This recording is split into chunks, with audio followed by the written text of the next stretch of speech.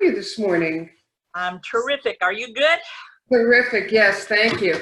My name is Annette Perry, and I wanted to thank you. And I have the pleasure of speaking with you this morning. You're Pat Kirkman, former president, vice president, member of the board of the Southport Historical Society. Pat, you're a highly respected member of our Southport community, and I know you'll be giving us your unique view and insights into the Historical Society, as well as the community of Southport. Yeah. Thank you so much for taking the time to speak with me today. First and foremost, I hope you made it through Isaias okay. Not a problem. Thank goodness. That's good news. That's good news. Yeah.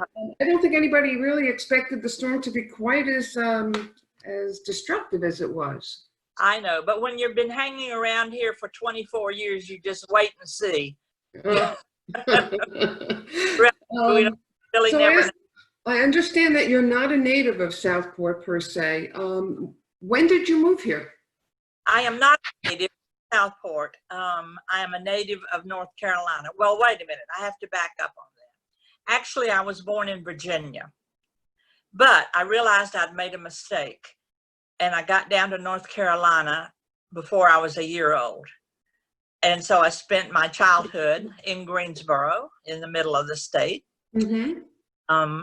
When my husband retired from the federal government in 1976, we moved to, 1996, we moved to Southport. So I've been here 24 years.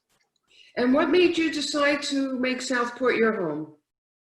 I have always wanted to live at the coast. I grew up in the middle of the state.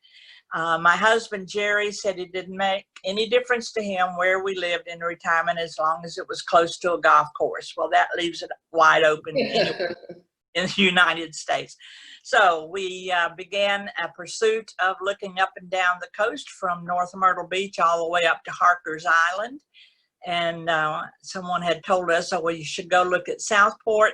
We came the first time, rode down Howe Street, stopped and got out of the car, looked at the water, got back in the car and said, don't think so.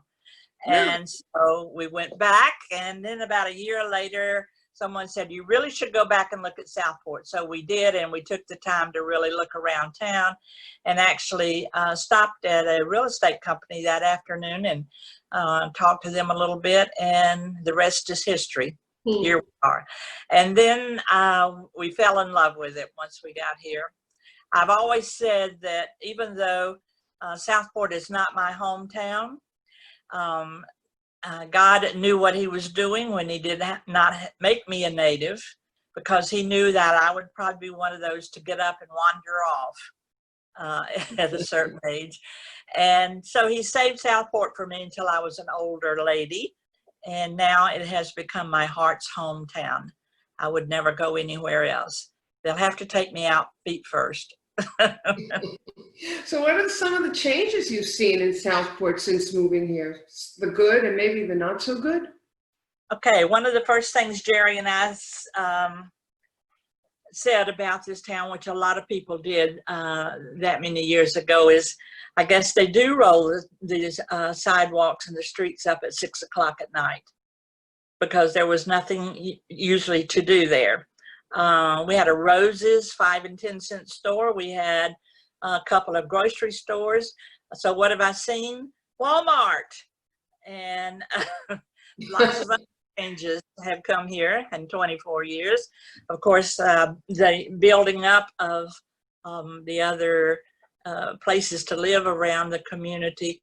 St. James was just getting started when we moved here. And of course, that is a huge enterprise now. And lots of other things. The town was just waking up. People were beginning to see Southport like we did. And it had gotten written up in the Rand McNally Best Places to Live in the mid-90s. And so people began to come. And of course, St. James did a wonderful job of marketing up north. And so lots of folks came down.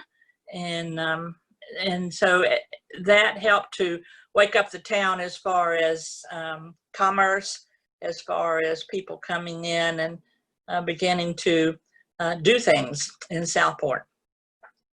So that was some of the changes we've seen. And of course, on top of that, lots of new places to eat, drink, and be merry, and this one thing after another throughout the years.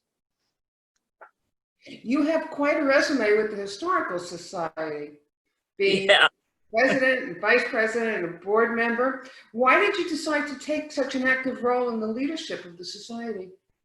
Well, I've always been a history buff, always loved history from high school on. And when I moved here from Durham, North Carolina, that's where we ended up. We'd been all over the country in the 20 years Jerry was with the government. And at church one Sunday, I saw a lady who looked a lot like my grandmother. And so I went over afterwards to speak to her and say hello, introduce myself. And she happened to be the famous Miss Susie Carson. And so she said, are you interested in history? And I said, oh, yes. She said, I have a new history class beginning Thursday night. You should be there at 7 o'clock. I said, I will. I need to interrupt you for just a moment because you said the famous Susie Carson. Carson, C-A-R-O-N. Can you tell us who Susie Carson is? I can. You know, don't you? No, I don't. Oh, my word. How long have you been in town? 1 year. And you haven't heard of Susie Carson? Yeah. Well, all right. Let me back up just a little bit and tell you how. So I did meet the famous Susie Carson, who was at that time and for years after that, a local historian. And she got me involved in her history class that she was teaching for the Brunswick County Community College. And then we became great friends, and she became my mentor because I was very interested in learning all I could about the history of Southport. And so we just got along great, and she had me in her class along with a lot of other people here in town for several years. And then she put her blessing on me and said I could be a historian in Southport. I could lead tours, and that she felt like I knew enough about the history.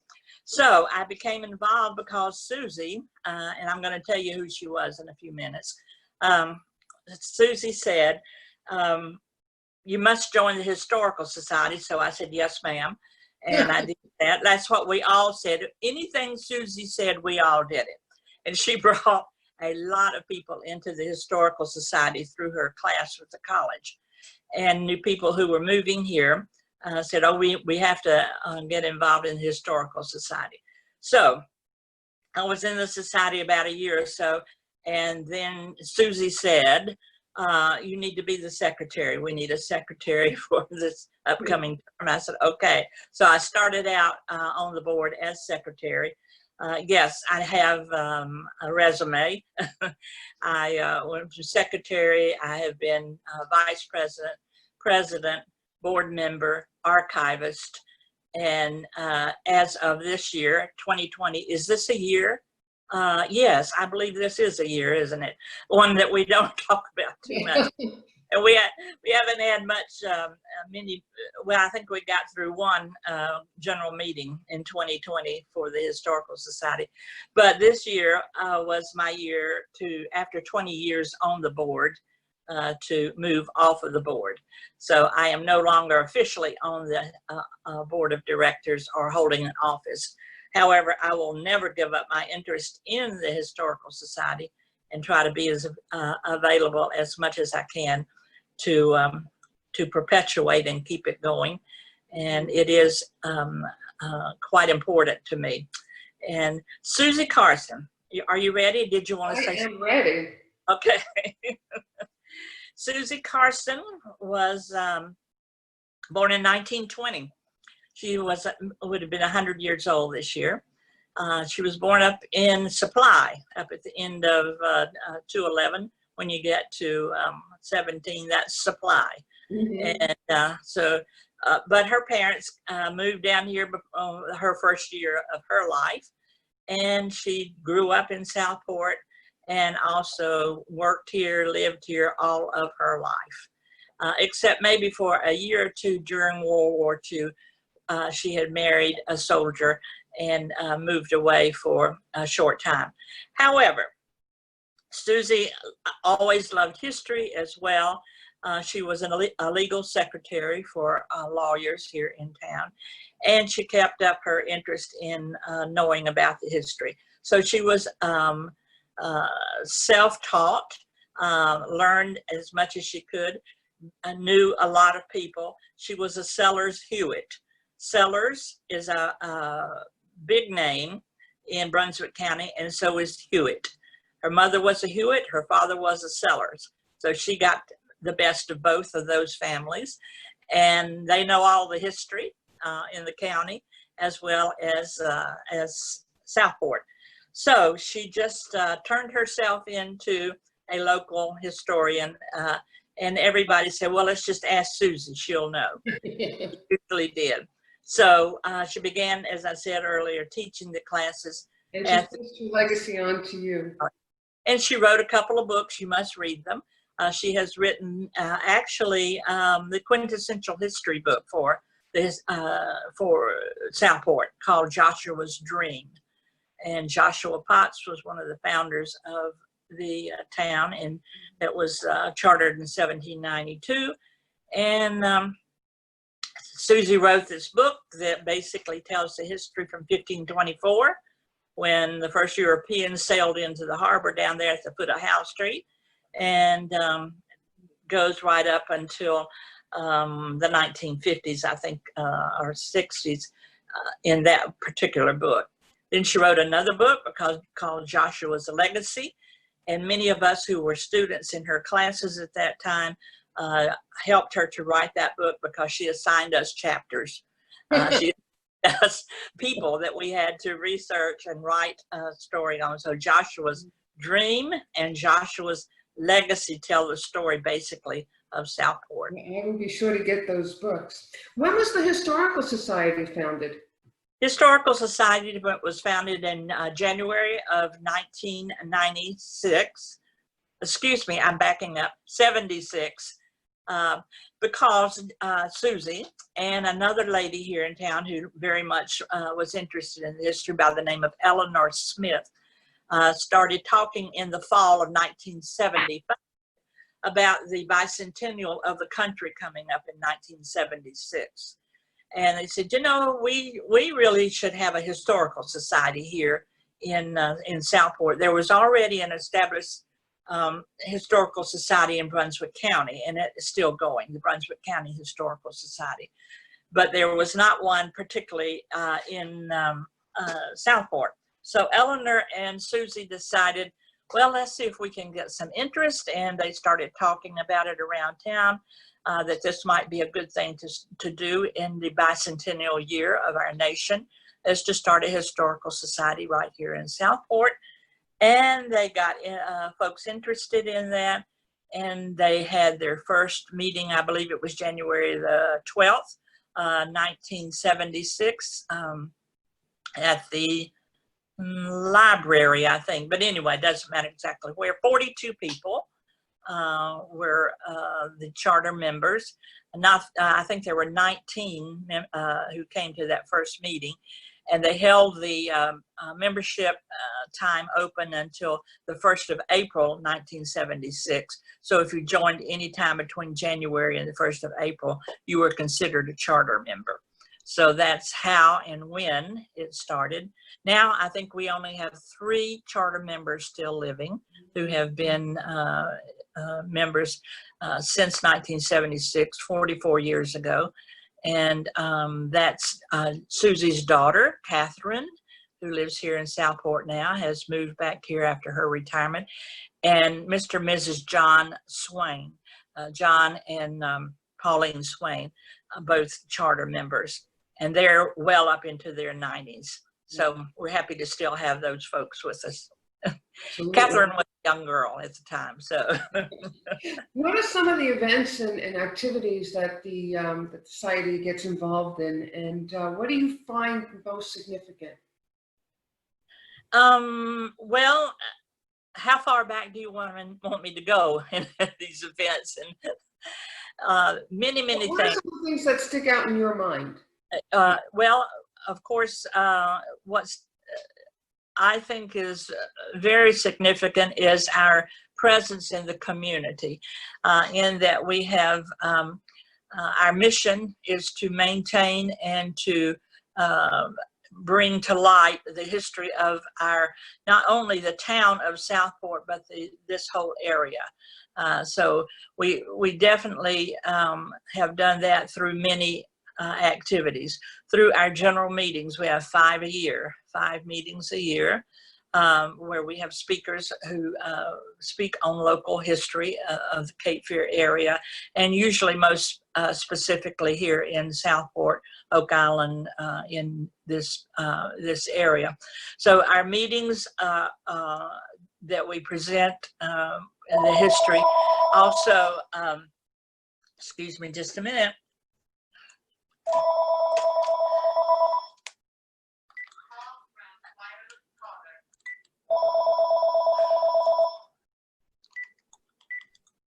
Sorry, that usually happens. So anyway, the meetings are very important. They have been, and they've been doing meetings since 1976 for the last 44 years, and we continue to do that.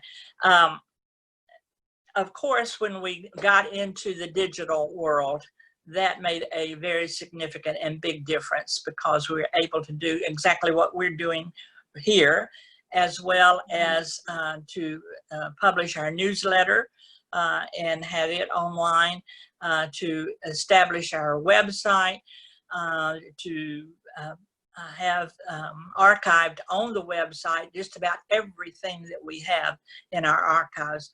Bob Surridge and others have done a wonderful job of getting a lot of things scanned on, and so that they're at our fingertips now. And that is so wonderful. Over the 20 years that I have been involved in this society, to be able to go to my computer now and pull up the things that I used to have to go to the file cabinets for in our building down at the jail. So those things, of course, have been very significant. We've had special days. For instance, we had River Pilots Days, where we had a whole day of activities sponsored by the Historical Society. For also local churches, all the churches in Southport area were featured by the Historical Society one day, and we had all sorts of activities that day, and on and on. We have definitely been significant in the old Smithville burying ground, which is over 250 years old, and is owned by the city, but needs a lot of help. And the Historical Society spent about 10 years and a lot of money recently helping or trying to reclaim and recover a lot of the things that are amiss, that need help in the old burying ground, because that's a significant part of our history. Then, of course, we have our Tuesday talks for the last 3-4 years that have been very, very well received, and people have enjoyed coming once a month to hear a talk by people from the community at the library, and now at the meeting hall downtown. So that's been good. So it goes on and on. Everything about the Historical Society is significant to me, Annette. So I can't really say what has been the most significant. We've gone into the school. Given us a lot here. What are your thoughts about where the society can go in the future? Where it can go in the future? It's in the future right now, way beyond what I ever dreamed. And I think that we will always be about the same size we are now. It fluctuates year after year. and it depends on what kind of activities are going on. So as far as expanding in the numbers, the amount of people who belong to the society, we're probably pretty static there. We do, of course, have new members every year, and then we have some that drop out. So we're not looking to become very large in numbers. Like, for instance, the Civil War Roundtable has over 1,000 members, and that's not who and what we are, but we do treasure our members. We have a lot of life members, and so I do see us maintaining and perhaps increasing our membership in the future. And I think more and more, and we will see the type of things that we're able to do now with Zoom meetings. We even had our very first general meeting in March, the end of March, for online. And we've never done that before. So that's certainly a futuristic thing for a historical society. Yes. Personally, what have you gotten out of your membership and your involvement in the society? Well, I have found my place in Southport. That's what I've gotten out of it, and the personal satisfaction of learning about the people who lived here. My children say, "Mother, the way you talk about Southport, you sound like you knew all these people who have been dead for 100 years." And I said, well, you know, to me, it almost feels that way, especially if I start to do research for a talk or for a post online or something like that, that I really get involved in searching the ancestry and getting to know these people. So personally, for me, it's been great satisfaction because it's what I like to do. And so the history of Southport is one of those things that keeps me going, and I enjoy doing it. So Southport's known as the 4th of July parade for North Carolina, or the 4th of July festival. Can you tell us anything about the history of the 4th of July festival? Yes, let's go all the way back to 1795. I had a feeling you'd be able to do this. Actually, we have 4 or 5 great books called the Chronicles of Southport. And they were written by Bill Reeves, who is one of the charter members of our society, even though he lived in Wilmington and worked for the Wilmington newspapers. He clipped newspaper articles and other information about Southport for years and years, and has put them in books. And we have those books available called the Chronologies. And there are 5 volumes. How do we know a lot of things that we know about Southport? Because they're in those chronologies. And in that book, we have written up a summary of what happened in 1795 when the people here in, at that time, Smithville, you probably know that our town was 2 names. We were originally Smithville in 1792 when the town was chartered. And in 1887, the town's name was changed to Southport. And so in Smithville in 1795, they had a celebration. They had the 4th of July. Now, of course, we know that that was not too long after we won our independence from our mother country. And so it was important to celebrate that independence. And that just began to grow and grow, and every year they would do that. I have some sort of celebration, and it continued on and on and on and on.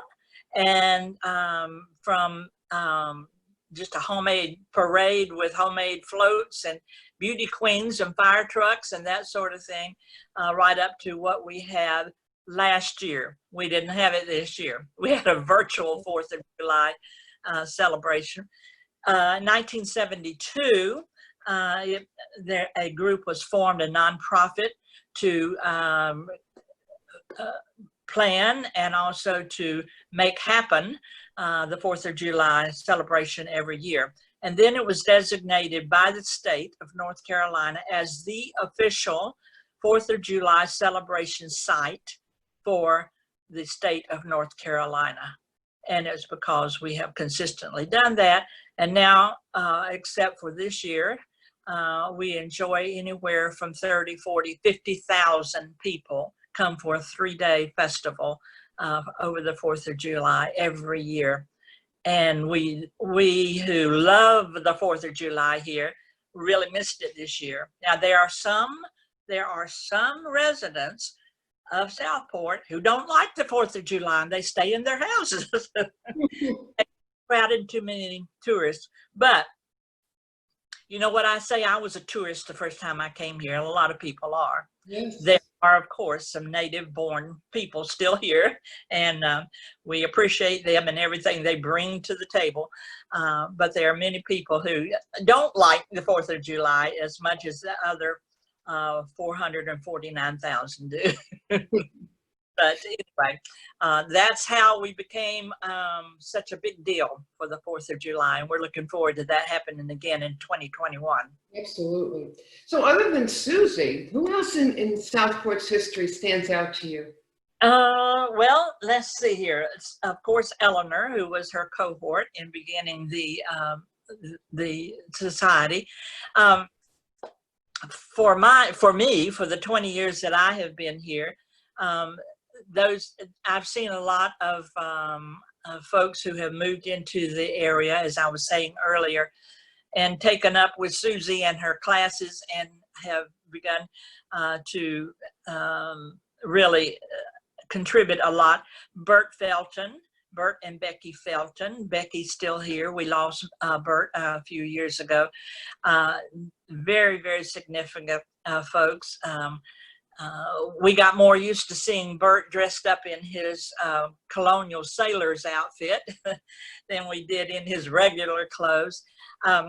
There are just so many of them. It's hard to come up with specific names right now. Jim Mckee is a very prominent person in the history of this area. He is the manager of the historic site out at Brunswick Town.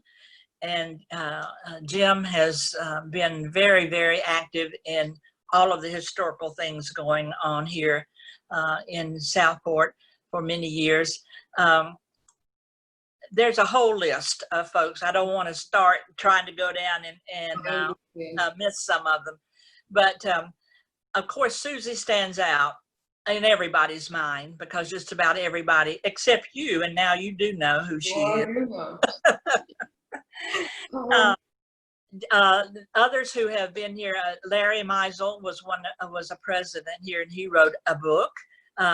The Hardy family, Lou Hardy, wrote several books and dedicated them and gave them to the society, which has been a wonderful source of income for us. We have quite a few publications that you can find on our website, southporthistoricalsociety.org.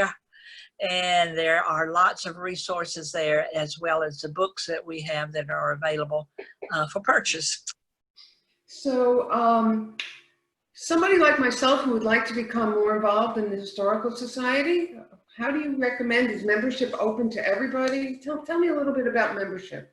Membership is open to everyone. We are delighted to have anyone from Southport, Boiling Springs, anywhere in Brunswick County, Oak Island. We have many, many members from St. James, all the way, all over the country. People who have lived here in the past, or people who have moved on, or people who are just interested in it. So it's open to everyone, and we welcome everyone. It is not just for Southport. And we do want to emphasize that it is a society that's open to everyone. And it's the best bargain around. $15 for an individual for an annual membership, $25 for a couple for an annual membership. And then you can save a lot of money over the years if you know you're going to stay a member by becoming a life member at $150 for individual or $200 for a couple. And that's the commercial. for becoming a member of And you just go to the website? Everything is available on the website. Liz Fuller and Lisa Anderson have done an absolutely wonderful job, along with a lot of other people, in creating a website for us that is very inclusive and has just about everything you could want to know about the Historical Society. And as I said earlier, Bob has done a lot of work on getting our archived material there. And we're very proud of the website. So check it out. I will do that. Is there anything else you'd like to share with us at this time about Southport, about the Historical Society? How many hours do we have?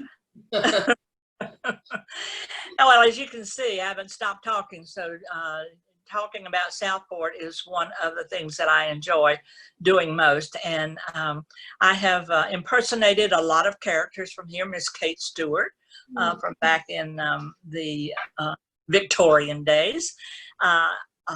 Also, one of the things that I had a lot of fun with over the years is the living voices in the cemetery, where several of us in the Historical Society have been dressed as characters back in time who are buried there now, and we tell our stories. So several people there.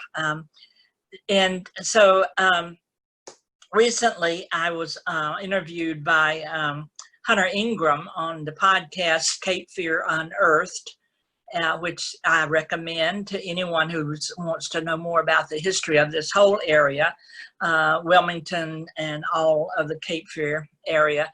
And he did a podcast on the history of Southport. And so I was able to get with him and talk with him about some of the history. So I recommend that. Go to wherever you go to podcast and look up Cape Fear Unearthed. I did see that podcast, and it was very, very informative. And last week's podcast was about Southport. And it was a very concise, kind of put together quickly and within an hour about Southport. So I would recommend anybody to kind of go and if you're new to the area especially, and you want to know a little bit more about how all of this got started in this little town here, why we changed our name from Smithfield to Southport, and what we're famous for here, which is river pilots and salubrious breezes. Have you heard about salubrious breezes? No. Oh, Annette, you need to be educated, honey. I do. That's why I'm speaking with you. The founder of our town, Joshua Potts, and that's the basis for the book that Susie wrote called Joshua's Dream, was a young man who was living in Wilmington back in the 1790s. And he became very ill. And a friend of his, called Captain John Brown, who had a packet or a boat that went back and forth between Wilmington and Smithville, or to Fort Johnston. We haven't even touched on Fort Johnston yet. There's a whole nother history. But that Fort Johnston is our colonial fort that was actually built here by the Lord's proprietors who owned the Carolinas in the mid-1700s. Anyway, Joshua Potts over there in Wilmington was ill, very sick. And so his friend, Captain John Brown, said, why don't you get on the boat with me and go down to Fort Johnston? It's a very nice there. You're on the river. The ocean is just 2 or 3 miles away, and the breezes there are wonderful. It may be very healthy for you to go. So he came. And when he went back to Wilmington, he was sold on the area, and he was healed, he said, and he wrote down that the salubrious, which means healthy, breezes at Fort Johnston brought him back to life, and he wanted to start a town around Fort Johnston. So you need to read the rest of the story. So we still have those salubrious breezes. Go down to the waterfront any evening. For sure. Yes, and you'll see people enjoying the salubrious breezes. Pat, I want to thank you so much for your time this morning. I have learned so much from you, and I hope to meet you in person instead of virtually at some point. And I will look forward to seeing you at the Historical Society meetings. Because Great. Yes, absolutely. And I look forward to meeting you in reality as well, Annette. Thank you for joining the society. Thank you for your interest in what you're doing here with interviews and oral history. That's another very important thing. I could go on and on about the things that we have already done, the things that we're doing now, and what we are possibly looking at in the future. But thank you very much for being